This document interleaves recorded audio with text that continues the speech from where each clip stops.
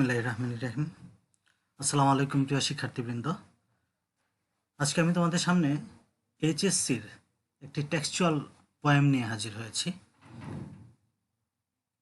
তোমরা জানো যে এইচএসসিতে কিছু টেক্সচুয়াল কবিতা রয়েছে, আর এই কবিতাগুলো থেকে তোমাদের পরীক্ষায় থিম অ্যান্সার করতে হয়। আর এই কবিতাগুলো পড়ার মধ্য দিয়ে তুমি আসলে তোমার ভিতরে লিটারেরি সেন্সটি আরও ডেভেলপ করতে পারবে।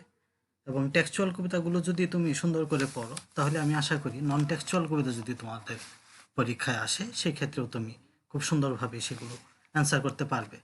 তার মানে তুমি ক্রিটিক্যালি সেগুলো অ্যাপ্রিসিয়েট করতে পারবে, আর খুব সহজেই তুমি একটা থিম নিজের মতো করে সুন্দর করে লিখতে পারবে। তো যাই হোক, আজকে আমি এইচএসসির খুব সহজ একটি কবিতা, একবারে বইয়ের প্রথম দিকে যে কবিতাটি রয়েছে দ্য ট্রাফিক পুলিশ, সেই কবিতাটি নিয়ে তোমাদের সামনে হাজির হয়েছি। তোমাদের সাথে সেই কবিতাটি একটু আজকে আলোচনা করব। কবিতাটিতে যাওয়ার পূর্বে কবিতার কিছু নিউ ওয়ার্ডস আছে যেগুলো তোমাদের অর্থ জানা প্রয়োজন। তো ইচ্ছা করলে তুমি এই কবিতার যেই প্রয়োজনীয় শব্দগুলো সেগুলোর অর্থ তুমি নোট করে রাখতে পারো, অথবা এটার স্ক্রিনশট রাখতে পারো। এর মাঝে কিছু শব্দ আছে যেগুলো আমি এখানে স্ক্রিনে তোমরা দেখতে পাচ্ছ। অ্যামিস্ট মধ্যে, স্ট্রেচিং প্রসারিত করা, বিওয়ার সতর্ক হওয়া, ইরেটিক অস্থির গতি, সোয়েট ঘাম, প্লাইট দুরাবস্থা, ভিজাল নিদ্রাহীন, এজাইল কর্মতৎপর, ইরেক্ট খাড়া, ফিডল বেহালা, আনপ্রেডিক্টেবল অনিশ্চিত, সোয়ার্ভ গতিপথ পরিবর্তন করা।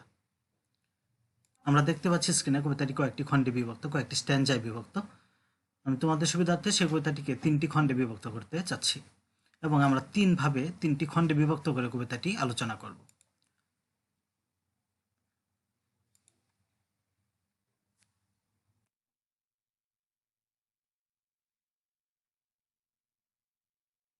আমরা শুরু করছি ফার্স্ট স্ট্যান্জাটি দিয়ে কবিতাটির। Amidst killer speeds I stand, facing the traffic, stretching my hand.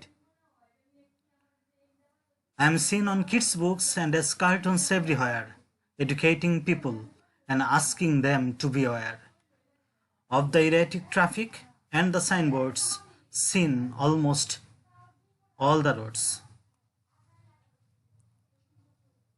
Amidst killer speed I stand. তো প্রথম লাইনটিতেই খেয়াল করো, এমিস্ট শব্দের অর্থ আমি আগেই বলেছি, এমিস্ট শব্দের অর্থ হচ্ছে মধ্যে। কিলার স্পিড, কিলার শব্দের অর্থ ঘাতক বা যে হত্যা করতে পারে, কিলার স্পিড হত্যাকারী, ঘাতক। স্পিড গতি, আই স্ট্যান্ড তার মানে হচ্ছে খুব ঘাতক গতির মাঝখানে আমি দাঁড়িয়ে। ফেসিং দ্য ট্রাফিক, ফেসিং মানে কি মুখোমুখি হচ্ছি, মোকাবেলা করছি দ্য ট্রাফিক যানবাহনগুলোকে। স্ট্রেচিং মাই হ্যান্ড আমার হাত প্রসারিত করে। তার মানে ট্রাফিক পুলিশ এখানে কবিতাতে আমরা শুরুতেই দেখতে পাচ্ছি যে পোয়েট এখানে নিজেই is in the guys of traffic police. কবি এখানে ট্রাফিক পুলিশের বেশে এসেছেন এবং তিনি ট্রাফিক পুলিশের হয়ে কথা বলছেন। কিভাবে বলছেন যে এমিস্ট কিলার স্পিড আই স্ট্যান্ড, ঘাতক গতির মাঝখানে আমি দাঁড়িয়ে, ফেসিং দ্য ট্রাফিক, এবং এইভাবেই ঘাতক গতির মাঝখানে দাঁড়িয়ে আমি যানবাহন বা সেই ঘাতক গতির যে যানবাহনগুলো সেগুলোর মুখোমুখি হচ্ছে আমি।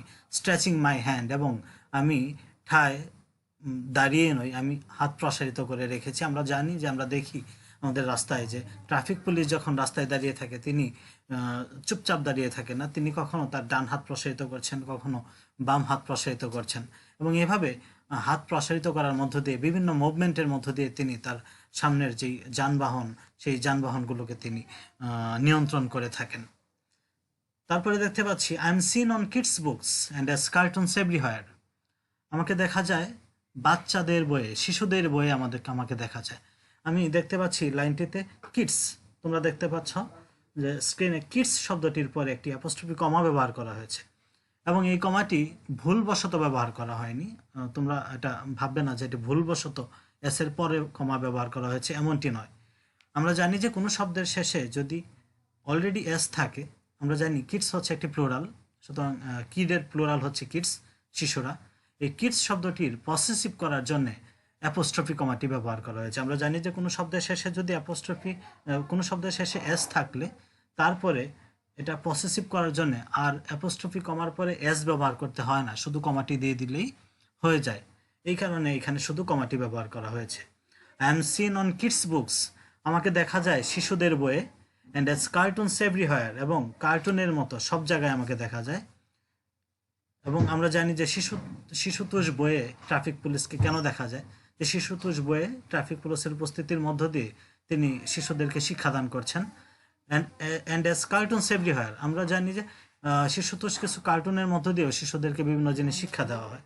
আমরা দেখে থাকি মিনা কার্টুন বা এই জাতীয় যে কার্টুনগুলো আছে, সেই কার্টুনগুলোর মধ্য দিয়ে শিশুদেরকে শিক্ষা দেওয়া হয়। তো ট্রাফিক পুলিশও এইভাবে কার্টুনের মতো বিভিন্ন জায়গায়, সব জায়গায় তিনি হাজির হন, এবং এইভাবেই তিনি শিশুদেরকে শিক্ষা দিয়ে থাকেন এবং এডুকেটিং পিপল, এবং পাশাপাশি বিভিন্ন সমস্ত স্তরের মানুষদেরকে তিনি শিক্ষা দিয়ে থাকেন।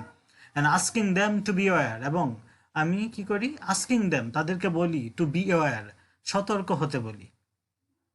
কি সম্পর্কে সতর্ক হতে বলি? Of the erratic traffic. Erratic শব্দের অর্থ হচ্ছে অস্থির গতি সম্পন্ন, খুব ঝড়ু গতি সম্পন্ন, খুব অস্থির গতি সম্পন্ন যেসব যানবাহন আছে, সেই যানবাহনগুলো সম্বন্ধে সতর্ক হতে আমি মানুষদেরকে শিক্ষা দিই, শিশুদেরকে শিক্ষা দিই। And the signboards seen almost all the roads, এবং আমাকে দেখা যায় সাইনবোর্ডের মতো, সাইনবোর্ড যেমন রাস্তায় ঠায় দাঁড়িয়ে থাকে, অবিচল দাঁড়িয়ে থাকে, শীত গ্রীষ্ম রোদ বৃষ্টি সব সময় সাইনবোর্ড দাঁড়িয়েই থাকে, এবং সাইনবোর্ডের মধ্য দিয়ে বিভিন্ন শিক্ষামূলক বাণীও আমরা প্রচার করে থাকি। ঠিক তেমনিভাবে ট্রাফিক পুলিশও সাইনবোর্ডের মতো এভাবেই দাঁড়িয়ে থাকে, লাইফলেস অবজেক্টের মতো, মনে হয় যে তিনি দাঁড়িয়েই আছেন, ঠিক তেমনিভাবে তিনি দাঁড়িয়ে থাকেন। Seen almost all the roads, এবং এইভাবে রাস্তার সর্বত্রই তাকে দেখা যায়, ট্রাফিক পুলিশকে দেখা যায়। কবিতাটির সেকেন্ড স্ট্যান্জাটি দেখতে পাচ্ছি।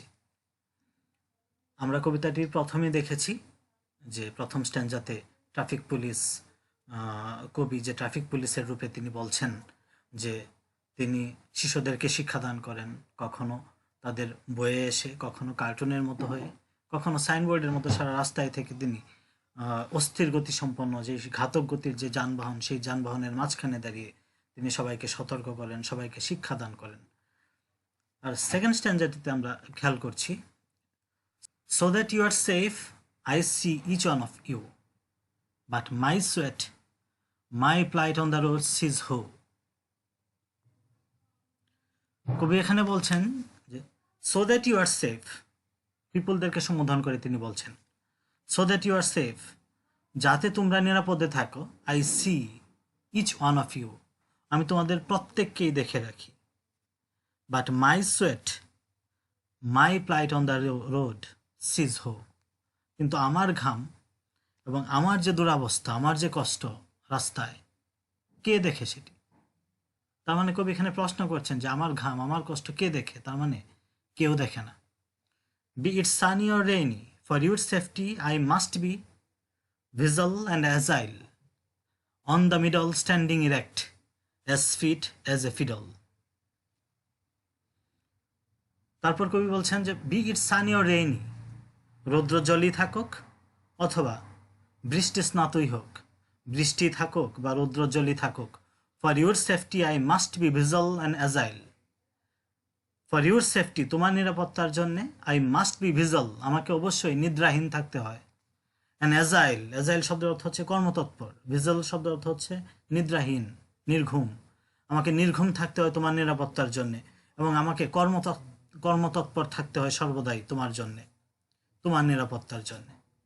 On the middle standing erect, এবং রাস্তার মাঝখানে, অন দ্য মিডল, রাস্তার মাঝখানে আমি দাঁড়িয়ে থাকি, স্ট্যান্ডিং ইরেক্ট, খাড়া হয়ে, ইরেক্ট শব্দ অর্থ হচ্ছে খাড়া, আমি একবারে ঠায় খাড়া দাঁড়িয়ে থাকি, as fit as a fiddle, এবং একটা বেহালার মতো, ফিট, বেহালার মতো কর্মক্ষম হিসেবে আমি দাঁড়িয়ে থাকি। এখানে ফিডল শব্দটি ব্যবহার করা হয়েছে, এটা বিভিন্নভাবে ব্যাখ্যা করা যায়।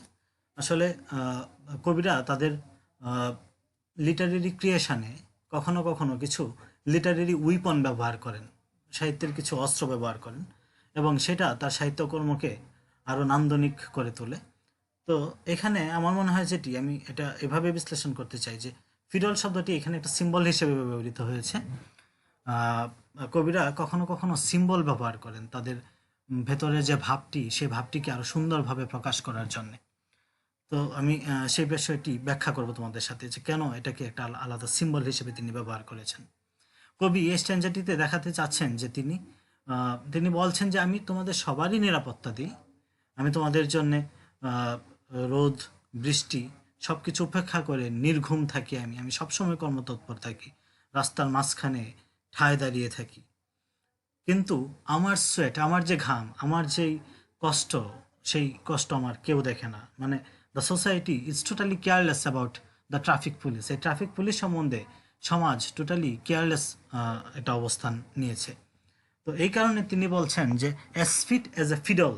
এবং কেমন তিনি ফিট, কেমনভাবে তিনি কাজ করছেন, ফিডলের মতো। আমরা সবাই ফিডল শব্দের অর্থ জানি যে ফিডল হচ্ছে বেহালা, আর তোমরা নিশ্চয়ই বেহালা দেখেছ, বা ভায়োলিন যেটাকে বলা হয় বেহালা। আমরা জানি বেহালার সুরটি হয় খুব করুণ। টাইটানিক মুভিতে আমরা দেখেছি বেহালার ব্যবহার। ভায়োলিন বাজাতে থাকে একবারে জাহাজ ডুবু ডুবু যে পর্যায়ে তখনও। এবং দেখি যে যারা ভায়োলিন বাজায় তারা ভায়োলিন বাজানোর মাধ্যমে কি করতেছে, যে ওই একটু পরেই ডুবতে যাওয়া জাহাজের যে যাত্রী তাদেরকেও কিছুটা হলেও যদি শান্ত রাখা যায় সেই চেষ্টাটা তারা করছে। তো এখানে কবি আসলে ভায়োলিনটাকে ব্যবহার করেছেন, ফিডলটাকে ব্যবহার করেছেন। যে আমরা জানি ভায়োলিনের সুরটা হয় খুব করুণ, মনে হয় যে কাঁদছে।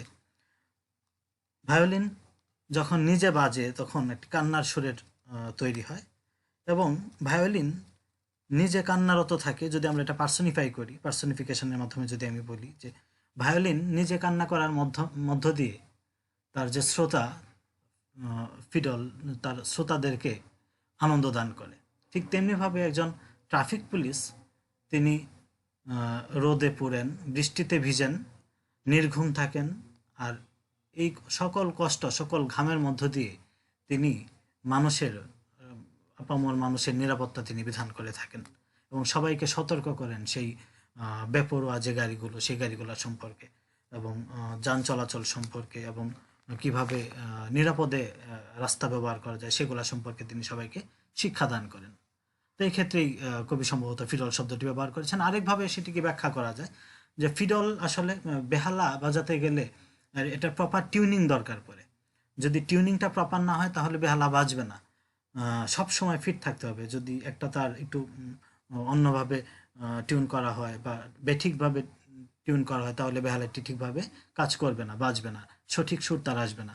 ঠিক তেমনিভাবে ট্রাফিক পুলিশ যদি তিনি সম্পূর্ণ ফিট না থাকেন তাহলে তিনিও মানুষকে সতর্ক করতে পারবেন না, মানুষকে তাদের ওই ইরেটিক ট্রাফিক থেকে রক্ষা করতে পারবেন না, এবং তাদেরকে সচেতন করতে তিনি ব্যর্থ হবেন। তো এটাকে এইভাবেও বিশ্লেষণ করা যেতে পারে। এই হচ্ছে আমাদের সেকেন্ড স্ট্যান্জাটি। তো চলো আমরা কবিতাটির শেষ ভাগে চলে যাই, last part of the poem. Oh my ear hurts, oh my head aches, oh look at the weather, such unpredictable days. But I cannot swerve, I must be on duty. I care for your safety, be it noisy or dusty, be it sunny or rainy. I must be on duty, I care for your safety. Last পার্টের প্রথম অংশটিতে আমরা যেটি দেখতে পাচ্ছি, traffic police রূপী যে কবি যে ট্রাফিক পুলিশের রূপ নিয়ে এসেছেন, তিনি এবার তার ফিজিক্যাল টর্মেন্টের কথা বলছেন।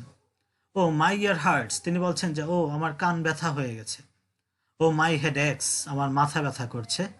ও লুক এট দ্য ওয়েদার, ও এবার তাকিয়ে দেখো আবহাওয়াটির দিকে। সাচ আনপ্রেডিক্টেবল ডেজ, আনপ্রেডিক্টেবল শব্দের অর্থ হচ্ছে অনুমেয়, যেটা অনুমান করা যায় না, যে কি হবে, একটু পরেই কি হবে, ঝড় হবে না বৃষ্টি হবে না রৌদ্রোজ্জ্বল থাকবে, সেটি বোঝা যায় না, অনিশ্চিত একটা দিন। সেই আবহাওয়াটির দিকে তাকিয়ে দেখো কতটা অনিশ্চিত। বাট আই ক্যান নট সোয়ার্ভ, যত অনিশ্চিতই হোক, আই ক্যান নট সোয়ার্ভ, সোয়ার্ভ শব্দের অর্থ হচ্ছে গতিপথ পরিবর্তন করা। আবহাওয়া যাই হোক, রোদ হোক, ঝড় হোক, বৃষ্টি হোক, আই ক্যান নট সোয়ার্ভ, আমি আমার গতিপথ পরিবর্তন করতে পারি না। আমি আমার যে দায়িত্ব আছি, I must be on duty, আমাকে অবশ্যই সেই দায়িত্বেই থাকতে হবে। I care for your safety, কেন? I care for your safety, কারণ আমি তোমার নিরাপত্তার কথা ভাবি। Be it noisy or dusty, খুব কোলাহল মুখর থাকুক, প্রচণ্ড গুলমেলে থাকুক, ডাস্টি অথবা ধূলিপূর্ণ থাকুক। আমরা জানি যে আমাদের দেশের রাস্তাগুলো খুব পরিচ্ছন্ন থাকে না, সবসময় ধূলিবালি সবসময় উঠতে থাকে। তো কবি এটাই বলছেন যে be it noisy or dusty, traffic police এটাই বলতেছেন যে কোলাহল থাকুক অথবা খুব ধুলো থাকুক, be it sunny or rainy, রৌদ্রজ্জ্বলই থাকুক অথবা বৃষ্টিই থাকুক, I must be on duty, আমাকে অবশ্যই আমার দায়িত্বে থাকতে হবে, I care for your safety, আমি তোমার নিরাপত্তার কথা ভাবি। তার মানে কবি শেষ দিকে আবার রিপিট করতেছেন কথাগুলো, তার মানে he is determined to do his duty, তিনি তার দায়িত্ব পালন করতে খুবই সংকল্পবদ্ধ। যাই হোক, এই ছিল আমাদের কবিতার বিভিন্ন পার্টগুলো। এবার চলো আমরা সবটা কবিতা আবার একসাথে আমরা একটু দেখে নিই, তাহলে আমরা একটু ভালো বুঝতে পারবো কবিতাটির ফার্স্ট স্ট্যান্জাটি শুরু হয়েছে কিভাবে। ফার্স্ট স্ট্যান্জাটিতে কবি এখানে ব্যাখ্যা করছেন যে হোয়াট হি ইজ ডুইং। প্রথমেই তিনি বলছেন যে তিনি কি করতেছেন। তিনি বলছেন যে he standing in the middle of killer speedy vehicles, তিনি খুব প্রচণ্ড সেই ঘাতক গতির যে যানবাহনগুলো সেগুলোর মধ্যে তিনি দাঁড়িয়ে আছেন। And thus in this way he is facing different kinds of traffic, and he is all the time he is in danger, and he may die at any moment, যে কোনো সময় তিনি মারা যেতে পারেন, কারণ তার সেই ঘাতক গতির মাঝখানেই তাকে দাঁড়িয়ে থাকতে হয়। And he is not standing still, তিনি এটাও বলতেছেন যে তিনি খুব স্থির দাঁড়িয়ে নেই। He is standing stretching his hand, কখনো তিনি ডান হাত নাড়তেছেন, কখনো বাম হাত নাড়তেছেন, আর এভাবে হি ইজ কন্ট্রোলিং দ্য ট্রাফিকস, আর এভাবে তিনি সেই ট্রাফিকগুলোকে নিয়ন্ত্রণ করছেন। তারপর কবি বলতেছেন যে আবার যে তাকে বাচ্চাদের বইয়ে দেখা যায়, কখনো কার্টুন আকারে দেখা যায় তিনি শিশুদেরকে শিক্ষাদান করছেন, আবার তাকে দেখা যায় যে তিনি মানুষদেরকে শিক্ষাদান করছেন, তাদেরকে সতর্ক হতে বলছেন সেই ঘাতক গতির যে যানবাহনগুলো সেইগুলো সম্পর্কে, এবং তিনি সাইনবোর্ডের মতো দাঁড়িয়ে আছেন। এইখানে সাইনবোর্ড শব্দটিও একটি সিম্বলের মতো ব্যবহার করা হয়েছে, যদি আমরা এটিকে এইভাবে বিশ্লেষণ করি। সাইনবোর্ড রাস্তায় ঠায় দাঁড়িয়ে থাকে। সাইনবোর্ড আমরা কখনো প্রচণ্ড রৌদ্র থাকলে আমরা কখনো বলি না যে সাইনবোর্ডের খুব কষ্ট হচ্ছে, কিংবা বৃষ্টিতে ভিজতে থাকলে আমরা কখনো একটি ছাতা নিয়ে দাঁড়াই না সাইনবোর্ডের উপরে। ঠিক তেমনিভাবে এখানে শুরুতেই তার একটি ভেতরের একটি কষ্ট আমরা এখানে সাইনবোর্ডের মধ্যে এই শব্দগুলো চয়নের মাধ্যমে আমরা বুঝতে পারি যে তিনি নিজেকে এখানে লাইফলেস অবজেক্টের মতোই তুলনা করছেন, because the society is treating him as lifeless object. আবার তিনি এখানে আরেকটা শব্দ ব্যবহার করেছেন, কার্টুনস। আমরা জানি যে cartoon is not an object which is respected everywhere. আমি যদি কার্টুন সেজে দাঁড়িয়ে থাকি, সবাই আমাকে অবশ্যই খুব রেসপেক্ট করবে না। এটা একটা মানে খামখেয়ালির একটা বিষয়, হাসি ঠাট্টার একটা বিষয় হয়ে দাঁড়ায়। তো এইভাবেই কবি এই শব্দগুলো চয়নের মধ্য দিয়ে তিনি কিছুটা একটু ক্লেইমিং অ্যাটিচিউড তিনি দেখিয়েছেন হয়তোবা, এভাবে আমরা একটু ব্যাখ্যা করতে পারি। তবুও তিনি এই কথাটির উপরে জোর দিয়েছেন যে he is doing everything for educating people and making people aware about the killer speed of the erratic traffic. এই কথাটি তিনি ফার্স্ট স্ট্যান্জাটিতে ব্যাখ্যা করতে চেয়েছেন। আর সেকেন্ড স্ট্যান্জাটিতে আমরা দেখতে পাচ্ছি যে কবি এখানে তিনি একটু এবার তিনি প্রথম দিকেই একেবারে সরাসরি তিনি তার ক্লেমটি করছেন সোসাইটির প্রতি, যে আমি তোমাদের সবাইকেই দেখে রাখি, কিন্তু আমার ঘাম, আমার কষ্ট, আমার যেই দুরাবস্থা সেটা কে দেখে? That means he is directly claiming on the society that he is doing everything for the safety of the people, but the people of the society is not taking care of traffic police and he is not duly honoured. এখানে তিনি যথাযথ সম্মান পাচ্ছেন না, এবং তার যতটুকু প্রাপ্য, তিনি যতটুকু দায়িত্ব পালন করছেন আমাদের প্রতি, তার বিনিময়ে যা পাবার তিনি তা পাচ্ছেন না। এবং তিনি আবারও তিনি মনে করিয়ে দিয়েছেন তিনি তার ডিউটিগুলো কী কী, তিনি what type of activities he has to do to serve people, মানুষকে সেবা দেওয়ার জন্য তাকে কী কী কাজগুলো করতে হয় তিনি আবার তিনি স্মরণ করিয়ে দিচ্ছেন সেকেন্ড স্ট্যান্জার্ডের লাস্টের দিকে, যে রৌদ্রোজ্জ্বল থাকুক, বৃষ্টি থাকুক, তিনি তার দায়িত্ব পালন করছেন, তিনি নির্ঘুম থাকছেন, তিনি তৎপর থাকছেন, এবং তিনি নিজেকে এখানে বেহালার সাথেই তুলনা করেছেন। আর এভাবেই তিনি বেহালার মতো ফিট থেকে তিনি মানুষকে সার্ভ করতে চাচ্ছেন। এবং লাস্ট পার্টিতে আমরা দেখতে পাচ্ছি now is expressing his physical torment. এখানে তিনি তার মানে শারীরিক যেই প্রতিবন্ধকতাগুলো, শারীরিক যেই সাফারিংগুলো, সেগুলো তিনি এবার তিনি প্রকাশ করছেন। তিনি বলছেন যে তার কান ব্যথা করছে, তার মাথা ব্যথা করছে, এবং তিনি বলছেন যে আনপ্রেডিক্টেবল ওয়েদার, যে সকালে বের হওয়ার সময় আমি টের পাই না, আমরা বুঝতে পারি না যে আজকের দিনটি কি রৌদ্রোজ্জ্বল থাকবে নাকি আজকের দিনটি প্রচণ্ড ঝড় হবে, সেটা আমরা বুঝতে পারি না, আমিও বুঝি না। তারপরেও আই ক্যানট সোয়ার্ভ, আমি গতিপথ পরিবর্তন করতে পারি না। I cannot take myself away from my duty, আমি আমার দায়িত্ব থেকে নিজেকে সরিয়ে নিতে পারি না। Because I care for your safety, তিনি আবার মনে করিয়ে দিতে চাচ্ছেন যে আমি মানুষের নিরাপত্তার কথা ভাবি। এই যে ট্রাফিক পুলিশ যে পেশাটি, এই কেরিয়ারটি, এটা সবসময় পিপুলের যেই দে আর রেডি টু সার্ভ পিপুল, এটাই তিনি আবার বারবার মনে করিয়ে দিতে চাচ্ছেন। এবং শেষভাবে তিনি আবার রিপিট করেছেন, be its noisy or dusty, be its sunny or rainy, রৌদ্রজ্জ্বলই থাকুক এবং ধূলিপূর্ণই থাকুক, I must be on duty, I care for your safety. এবং লাস্ট পার্টিতে তিনি is very much determined, the poet here, and he is repeating the line again, I must be on duty, that is his determination, যে যাই হোক আমি আমার দায়িত্বে থাকবো। I care for your safety because he is dedicated to the safety of the people. তো এই ছিল আমাদের কবিতাটি। ভিউয়ার্স, আমি আশা করি কবিতাটি তোমাদের ভালো লেগেছে। আর কবিতাটি আসলে এইভাবেই বিশ্লেষণ করতে হয়।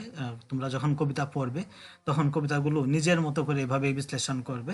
আসলে কবিতার বিশ্লেষণগুলো এমনই হয়, তুমি যেভাবে বিশ্লেষণ করবে, তুমি যদি প্রপারলি এক্সপ্রেস করতে পারো, সেটাই সঠিক হিসেবে ধরে নেওয়া যেতে পারে। আর এইভাবে যদি বাকি কবিতাগুলো তুমি চেষ্টা করো, সুন্দরভাবে তুমি পারবে। আমি চেষ্টা করব পরবর্তীতে আরও যে টেক্সচুয়াল পোয়েমগুলো আছে সেগুলো আস্তে আস্তে ধীরে ধীরে আমি আমার টিউটোরিয়ালে নিয়ে আসতে। তোমাদের কমেন্ট প্রত্যাশা করছি, কোন কবিতাগুলো তোমাদের আগে দরকার, তার উপর ভিত্তি করে আমি আমার ক্লাসগুলো সাজানোর চেষ্টা করব। তো আবারও ধন্যবাদ সবাইকে ভিডিওটি শেষ পর্যন্ত দেখার জন্য। সবাই ভালো থাকবে, সুস্থ থাকবে। আল্লাহ হাফেজ।